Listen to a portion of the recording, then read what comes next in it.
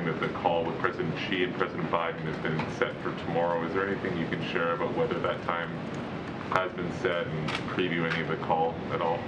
I'm not going to get too far ahead of a conversation that the president's having with another head of state, except to say there is an awful lot in the bilateral relationship between the United States and China for these two leaders to talk about. And this, I think, will be their fifth call. So it's not like they haven't had communications. And that's the key thing, is that the president wants to make sure that the lines of communication with President Xi remain open, because they need to. There's issues where we can cooperate with China on, and then there's issues where obviously there's friction and tension.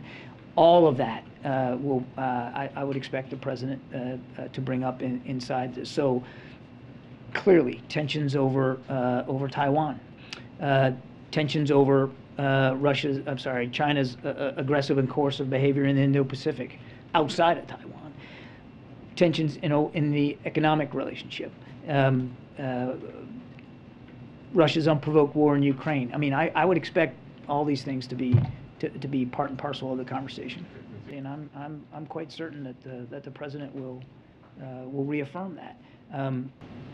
This is about keeping the lines of communication open with the president of China, one of the most consequential bilateral relationships that we have, not just in that region, but around the world, because it touches so much.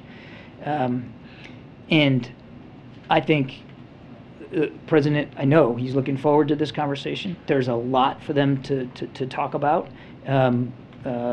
Clearly, we would expect that the tensions over Taiwan would be on the agenda. I'm sure, without getting into too far ahead of the president, I'm sure that in one form or another, he will reaffirm that there's no change to America's commitment to the one China policy. None. Zero. And that we continue to not want to see cross-strait issues or tensions resolved unilaterally, and certainly not by force. And there's no reason for it to. But there's no change to our one China policy, and I'm quite certain that the president will reaffirm that.